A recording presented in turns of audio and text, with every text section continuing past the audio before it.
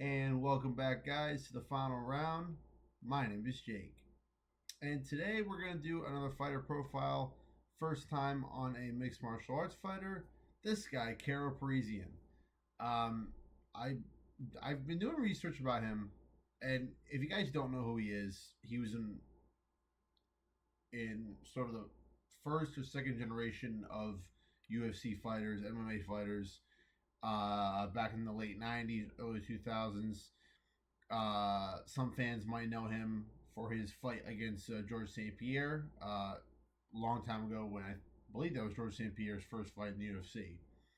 It was only Caro's second fight, I believe. Was yes, and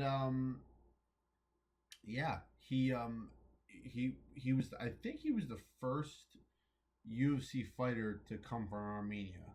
And he was born in Armenia.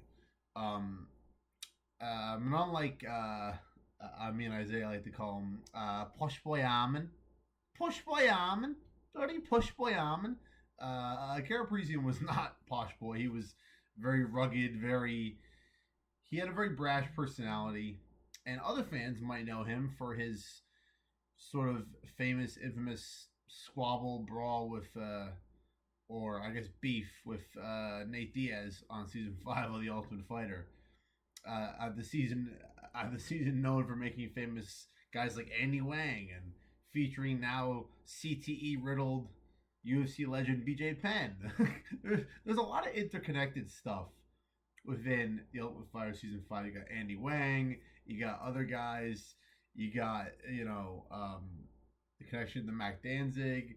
You got fucking BJ Penn, his stuff right now. You got Jens Pulver, who was doing the UFC what's it called, the watch along stuff for years, and and Jens Pulver's not doing gaming on Twitch, like so much crazy stuff that it's still going on. Just all the interconnected web, you know what I mean?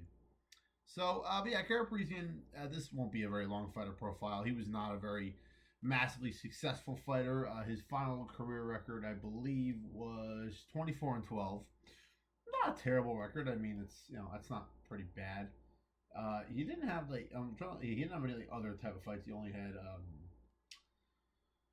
his career lasted from I think 1999 to 2017. So it's about 16, 17, 18 years.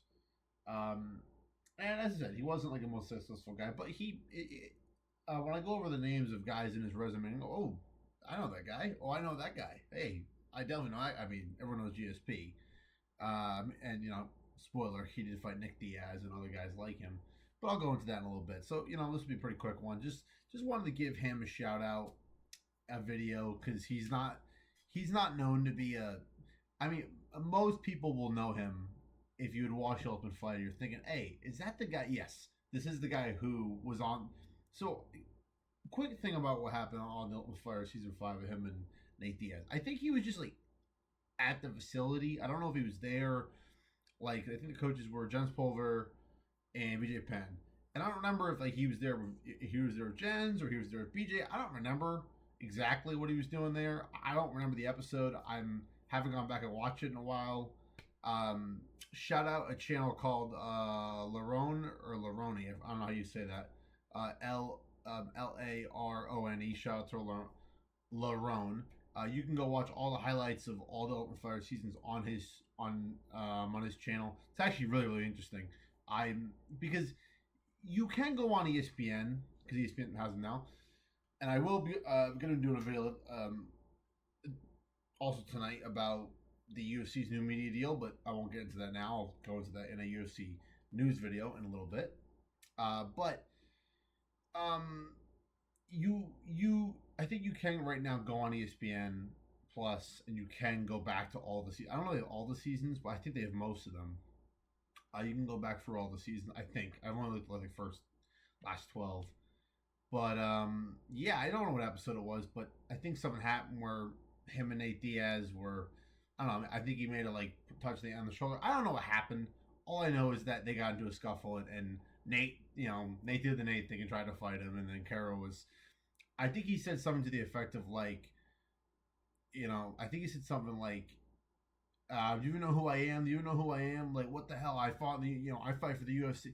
Yeah, I think he obviously looked down all these fighters, and many of those fighters on that season, especially Nate Diaz, went to, to achieve far further acclaim than he ever did. But still, a little cool thing in time to think about.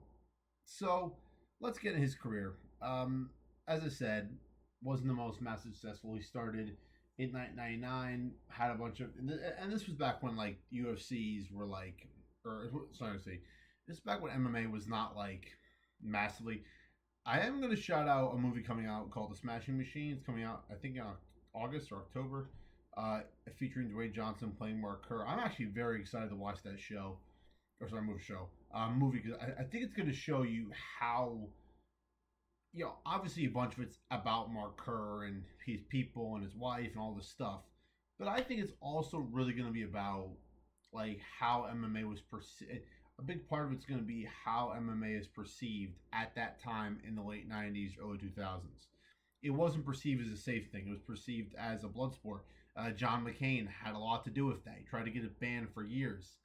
Uh, I forgot the UFC. I think it was versus Frank Shamrock and Dan Severn was the one where they couldn't strike open palms and they just circled each other. Or I think Severn circled Shamrock for like 10 minutes. Um, yeah, um, crazy shit. So thanks, John. And by the way, John McCain was a big lover of boxing, so yeah, big hypocrite there. But yeah, this was by the late '90s, it was still building, but there was still a lot of like crap that couldn't happen. Um, and so he had a bunch of fights, these like I'm sure they were just local shows or like because back then MMA was mostly all Grand Prix. You would have a bunch of events at one night, and you'd have these Grand Prix because that's how the UFC did it, and that's why everyone else kind of did it. So just to like highlight a couple of this, he fought Sean Shirk twice in 2000, 2001. He lost both of those to Sean Shirk. He was a longtime UFC fighter as well. He then actually fought. Of course, fans today might know the fighter named AJ McKee, former Bellator champion. Uh, you know, had two fights with Patricio Pitbull. Shout out Patricio Pitbull for getting his win over Danny Gay at UFC 318, 317, 317, I think. Honestly, I forget. But no, like, yeah, I think he fought his father, Antonio McKee. Back when he was 7-2, Antonio McKee was 11-2-1. McKee, he did fight in the UFC only once though, but he was a pretty good fighter in his own right. He then had a decision win, and then he got his UFC his shot at the UFC when he beat Dave Strasser by first round Kimura at UFC 44 undisputed. I don't know what the I'll take a look at who the main event was. Oh wow, yeah, this was Tito Ortiz versus Randy Couture. Oh yeah, I remember because this was the 205. Yeah, this was the light heavyweight championship for Tito's title. I think Randy at the time. I don't know if Randy was heavyweight champion, but I think he might have been heavyweight champion the year before, but then vacated. I don't remember. Tim Sylvia had a big win. Actually, yeah, Tim Sylvia. I think he defended his heavyweight title. Um, Plus the Battle of the Giants for the heavyweight championship of the world. Like what? Crazy. What the hell? Oh, they put their. Sorry, I'm looking at the poster and it says in that it was Tim Sylvia versus Gam McGee, and next to their like names it said 6 and 11. It was their height. I was confused. Like what? They put their man. The UFC old posters were like really like it was a mix of old boxy. Yeah, you could tell that Data like was just losing his mind back then with shit. Yeah. So Parisian got his first win. He then was given future GOAT George St. Pierre. I actually think I have. I think I have the picture. I don't know if I can pull it up while I'm recording. I don't know if it'll stop the recording. I hope it doesn't. I should have got this ready in case this might. Hold on, hold on. We're gonna do something here. We're gonna pause the recording real quick. Okay, so we're back. This is actually the UFC, like on the broadcast. You have George St. Pierre and Karo Parisyan. Look how George looks like chill, and Karo like look at Karo. He looks like he's literally blasted high out of his mind. He, he might hate the Diaz's, but he was borrowing some of their he was borrowing some of their he was borrowing some of their blood that night. Looks like it. But I just wanted to show that real quick. Yeah, but no, he fought George St. Pierre. He lost by decision. Obviously GSP went on to great acclaim his entire career. One of the greatest of all time. Um, and then he now at the time you had UFC and you had the WEC, which I don't know if by 2004. I don't think the WEC was bought by the UFC. I know about like 2008 or 9, the UFC had ownership of them. By 2004, I don't think they did. He actually after that he fought Shoney Carter, who I probably will make a fighter profile about Shoney Carter. I might just make a whole freaking like edited video about Shoney Carter because Mr. International himself, Shoney Carter should be the first UFC fighter to have like a drama comedy movie made about him because he was on season 4 of The Ultimate Fighter with Matt Serra, Dean Thomas, those guys. He was hilarious on that show. I think he was just a funny guy. He was a character, and he was one of those guys that like people that like fans liked back then because he was hilarious. He did skits. He did certain things. He had these weird gimmicks. Like he was a funny guy. Parisian beat him by decision at WEC 10. I believe he actually. It says he won a world title that night. At the time, I don't think they had. At the time, I think the WEC was viewed as like a minor promotion. But I think by the time you had like 07, 08, 09, I think it was more of a recognized promotion. But still, I guess that's his only world title win. Apparently, he then gets back to the UFC and he fights Nick Diaz and he beats him by split decision. This was in August of 04, so I believe this was well before the Ultimate Fighter season 5, which would have been what 2006 or 7. I honestly don't remember. He then beat Chris Lytle by decision, and then he beat Matt Serra by decision. And I believe at the time, if am I correct about this? Yeah. Okay. Here we go. Oh, okay. I remember this. So from what I'm seeing,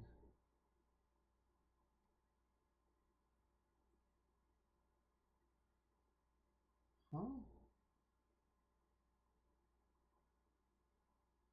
Oh, okay. So what I'm seeing here is that he was on a roll. He fought Matsura, beat him. He then was supposed to fight Matt Hughes for the world title in 2005. He's looking here that Kyle got hurt, and they threw in Joe Riggs on short notice. The fight was a catchweight, so the belt wasn't on the line. But and of course Matt Hughes won that, but that would have been his first chance at a UFC world title. Didn't get it. He then beat Nick Thompson by finish in 2006. He then had, I don't know if it's a famous fight, but it's a pretty great fight between himself and at the time undefeated Diego Sanchez, who was 15-0. They had the fight of the night at UFC 6 in 2006. If I'm remembering this fight, it was a pretty good fight. I don't think this picture is of him during that fight. I think that was a couple of fights later. But that was technically, if you look at his UFC career at that point, he's only lost 2 guys, Diego and GSP. It's pretty good. He beat Matt Serra, Hall of Famer, Nick Diaz, Hall of Famer. He then beat Drew Fickett, Josh Berkman, Mario Chonin, who was, he had a very good career. And then April 2008, a UFC Fight Night 13, he fought the rising welterweight contender Thiago Alves. I don't know if this was the fight that got Alves his title shot against GSP. Let me go check. He's got Alves' career 23-15, pretty much just almost the same as Karo Parisyan's, honestly. Jim Miller. The hell? Alvarez fought Jim Miller on UFC 205. What the hell? What the hell? He was still fighting at the UFC's 2019? He was still fighting in the UFC. He fought Tim Means in 2019. What the hell? Alvarez was... Wow, I did not know that. Julian Lane. Sorry, I just saw Julian Lane's name. 13... His MMA record is 13-10. His nickname is Let Me Bang. No way, he made that his nickname? Julian Lane, obviously, another Ultimate Fighter alumni.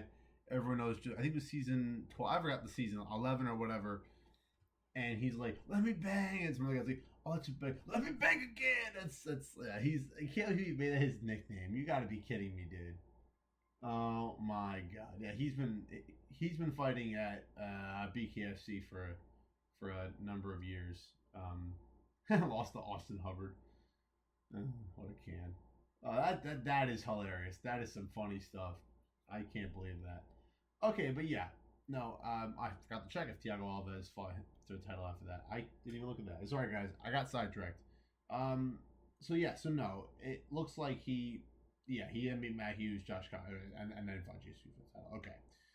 So Parisyan loses that fight. He then has a no contest against Dong Hyun Kim, who I believe was undefeated at the time. I didn't look up what happened. I'm trying to see what happened. Oh, it was overturned. Oh, so it was probably a decision. It was probably a decision for one of them, and then one of them just popped for steroids, probably, or something. Who knows? Overturned. That happened a lot back in the mid 2000s. You know, a lot of fights overturned for some reasons. He had a couple cancer fights, and then after 2010, he left UFC, beat some guy named Ben Mortimer. He then got back to the UFC, fought Dennis Hallman, who has a long career. He's had like 80 fights. No way, he's not still fighting today, is he? No way. Okay, he fought in 20. He fought grappled Craig Jones. Love Craig Jones. He's the best. That guy when he had this match against Gabby Garcia, and he like threw off. Oh my god. Craig Jones is when someone's he's the Don. Craig Jones is the Don of MMA. I'm gonna make a post about that probably tonight. Craig Jones, the Don of MMA. He is the Don. He's the Don. You can't beat the Don. That's Don Craig right there. What are you doing? That's Don Jones, not John Jones. That's Don Jones. He's the Don. Oh my god. So I just saw his name. I fucking love that guy. He's the best, man. So he loses to Dennis Hallman by like finish in 2010. He then has a bunch of fights against media guys around for years, splits wins and losses, fights guys like John Gunderson. Jesus Christ. That's a name right there. He was a UFC fighter for a couple of years. Also fought at World Series of Fighting. He then got to Bellator in 2013, lost to Rick Hahn, beat guys like Ron Kessler, and then I saw this guy's name when I was doing research, Phil Baroni, the New York Badass. I think I'm going to make a video about Phil Baroni just talking about him being the New York Badass. The guy had a losing record, 15-17. I think his career record was like 16-19. Phil Baroni, the New York Badass. Like, I don't know what song he came out to, but his picture on Tapology is a picture of I think Mark Coleman and a bunch of guys behind him, his corner, and he's got this red coat on and he's got glasses and he's walking out like, yeah. He must have been coming out to some song, but the New York Badass. I think he's in prison for murder, by the way. I think he's in prison for murder. That is crazy. And then he had I'm looking at so he beats Phil Baroni in Bellator, then has one more fight in Bellator, and then loses to some guy named Jose Diaz in 2017. So a decent career. He had some UFC success. if you look at his overall UFC career, I mean, besides Dennis Hallman, Thiago Alves, world title challenger, Diego Sanchez, longtime contender, GSP, one of the GOATs. That's not too shabby of UFC resume. I think in the UFC he went, what was his, yeah, UFC record was 8-4. That's not bad. And the one no contest. That's not terrible, but I just wanted to give Karo a little shout out, a little fighter profile video. But that's pretty much it. He's gonna be known for two things: fighting. Where is it? Where's the thing? He's gonna be known. He's gonna be known for this, fighting GSP, and he's also gonna be known for getting in scuffles with Nick and Nate Diaz, especially with Nate Diaz on the set of The Ultimate Fighter Season 5. So that's going to do it, guys. Wanted to give a shout.